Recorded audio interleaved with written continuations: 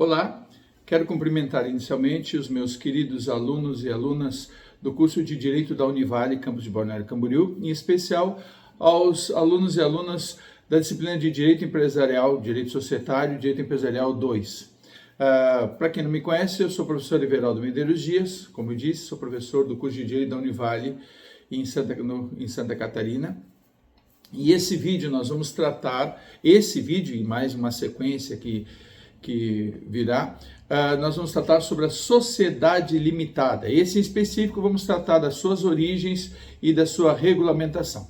Pois bem, a sociedade limitada, se nós buscarmos os tipos societários, os 5 tipos societários personificados previstos no ordenamento jurídico brasileiro, temos lá a sociedade em nome coletivo, as duas comanditas, as simples e por ações, a sociedade anônima, também chamada de companhia, e a sociedade limitada. A sociedade limitada é a mais recente, né? A sociedade em nome coletivo, lá no início da Idade Média, a sociedade comandita simples já na chamada Baixa Idade Média, quando o comércio começa a se aquecer lá na Europa.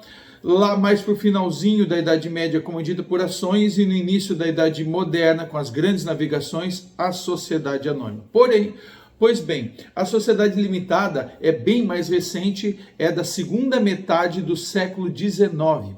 E a sociedade limitada, ela surgiu por necessidade dos pequenos e médios empreendedores de terem à disposição um tipo societário que tivesse a previsão de responsabilidade limitada para todos os sócios, mas não tivesse a estrutura, a burocracia da sociedade anônima, que naquela época tinha que ter autorização estatal. Pois bem, houve uma experiência na Inglaterra, na década de 1850, outra na França, na década de 1860, e não deu muito certo. A que deu mais certo foi uma experiência alemã de 1892.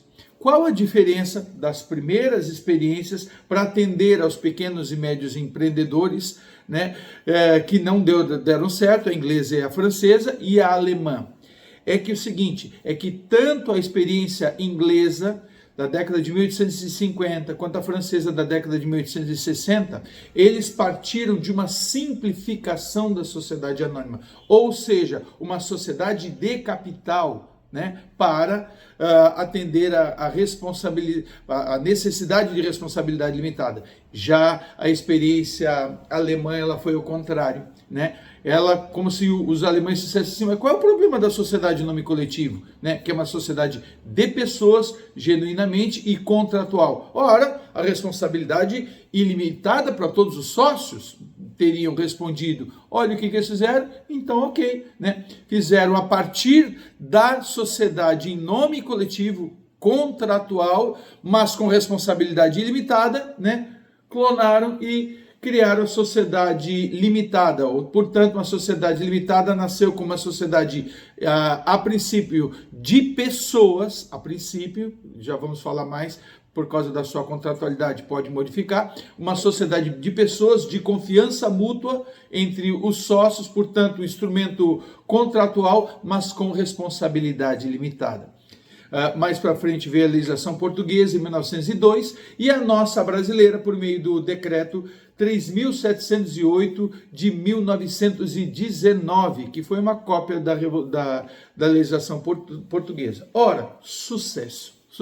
Se nós formos nos registros do Departamento Nacional de Registro de Comércio, vamos ver que hoje no Brasil, cerca de 98% até das sociedades constituídas no Brasil têm o formato de sociedade limitada. Por que isso? Inicialmente, devemos destacar que o decreto 3.708 de 19, que regulamentava a sociedade limitada, tinha apenas 19 artigos. Né? Regulamentava, não regulamenta mais porque hoje está lá no Código Civil, mas tinha apenas 19 artigos. O 19º artigo estava escrito, né, revoguem-se as disposições em contrário, logo 18 artigos. E o que acontece? Foi uma legislação, de certa forma, lacunosa, né? Faltava regulamento. Aliás, o artigo 18 dizia que subsidiariamente era aplicada as normas das sociedades anônimas, ainda escrito com Y ali no meio, né? Para sociedades anônimas, que, enfim, mais apropriada para grandes negócios, né? E aí o que acontece? Com base nos usos e costumes muito tradicional no direito comercial, agora empresarial, quando faltava alguma coisa, né? E a sociedade limitada a sociedade anônima não dava conta, a jurisprudência ia acertando as pontas, então foi se adaptando à realidade brasileira. Pois bem, com o Código Civil, a Lei 10.406 de 2002, de 10 de janeiro de 2002, o Decreto 3.708 de 19 foi revogado tacitamente. Poderiam ter escrito lá nos atos das disposições finais transitórias, revogue-se o Decreto 3.708, mas não se fez isso. Mas, de qualquer forma, né, um decreto, né, foi revogado, obviamente, por uma lei maior, que é uma lei e também, né, posterior, regulamentando a mesma matéria. A sociedade limitada agora está regulada entre os artigos 1052 a 1087 do Código Civil, o dobro, 36 artigos. Era 18, tirando o 19º, que dizia revogue-se as disposições e contrários. Agora tem 36 artigos no artigo 1052 a 1087. Ora, mesmo assim, os 36 artigos não dão conta. Então, a exemplo dos outros tipos societários também regulados lá no Código Civil, o artigo 1053 do Código Civil, né, especificamente a sociedade limitada, disse que aplicam-se à sociedade limitada no que couber, obviamente, o que não estiver disposto nos artigos específicos da sociedade limitada, repetindo 1052 e 1087, aplicam-se as normas da sociedade simples, que estão lá no Código Civil, entre os artigos 997 a 1038, né? Também tem uma outra coisa importante ali, que a regência supletiva ou subsidiária da sociedade limitada, ela é híbrida. Por quê? Porque ela pode ser tanto a regra da sociedade simples, ou seja, ocorreu alguma situação, o contrato não prevê, os artigos 1052 e 1087 específico da sociedade limitada também não diz nada. Por exemplo, dissolução da sociedade, não diz lá. Daí onde é que se vai? A princípio, na regra da sociedade simples, também no Código Civil, artigos 997 a 1038. Todavia, se os sócios quiserem, a regulamentação supletiva não vai ser da regra da sociedade simples, mas a lei das sociedades por ações, a lei 6.404 de 1976 e os seus 300 artigos.